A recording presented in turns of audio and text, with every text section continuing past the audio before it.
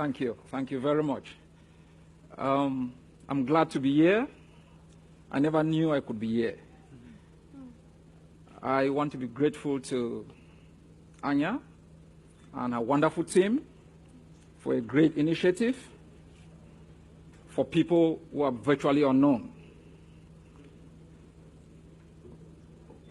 It's been a long time that I have been struggling for freedom, the right to social democracy, freedom of assembly, free speech, and the protection of human dignity. I've been to jail, I've been tortured, but I said to myself, paying a price for a greater goal is worth more than anything for me. But one of the greatest challenges I faced in my life was when I was dismissed from the university. You can never understand what it means, because for us Africans, education is more than the right to become part of one of the schisms that we all aspire to join. For us, it's about freedom.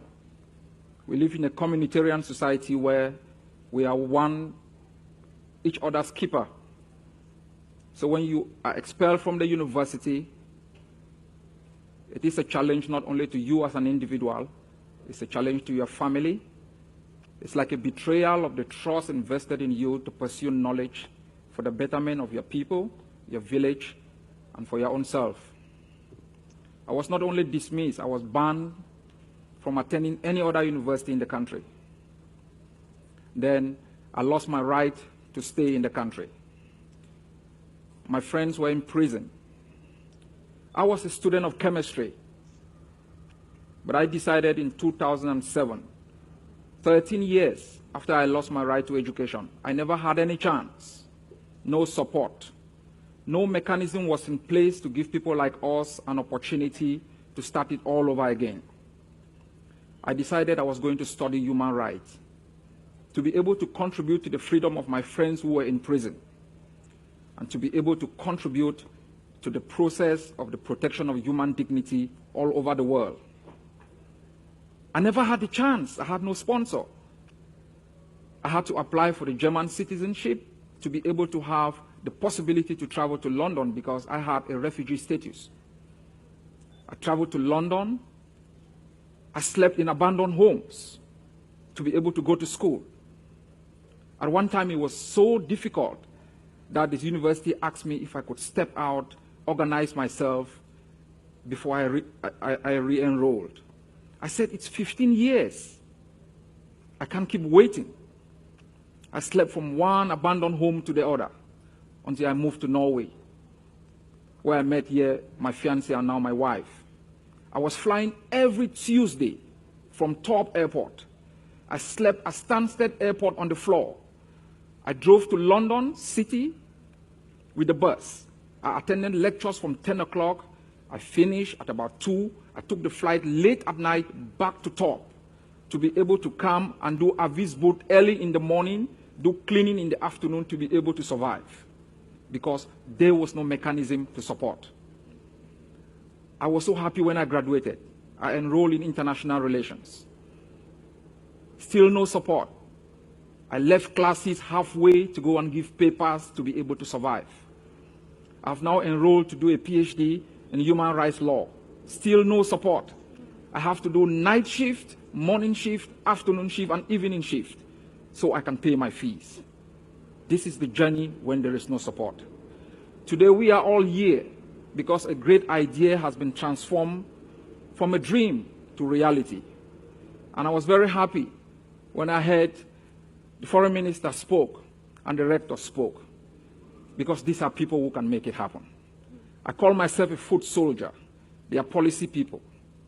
To be able to have accepted such a great idea is not surprising because we are here in Norway. It's a country that epitomizes more than just a dream for so many people. Very happy that many people would get this message. This program sends a message to those who dismiss me from the university, those who continue to oppress students all over the world, that some people listen from somewhere, and that you, the students who continue to struggle for democracy, for freedom of assembly, speech, and the protection of human dignity, you are not on your own. Someone, somewhere, somehow cares about you. And we are all happy to be here today. This journey has just begun. Let's keep walking until we make sure we can eradicate across the globe those systems of impunity that have made it impossible for so many young people to live their dreams. Thank you very much.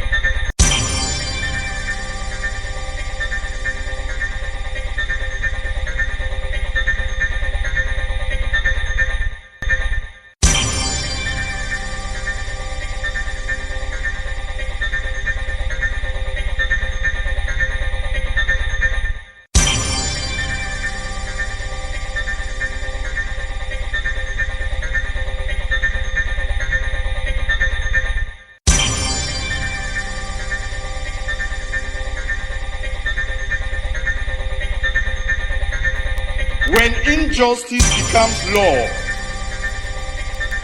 resistance becomes a duty. The people of West Cameroon have a duty to resist your oppression.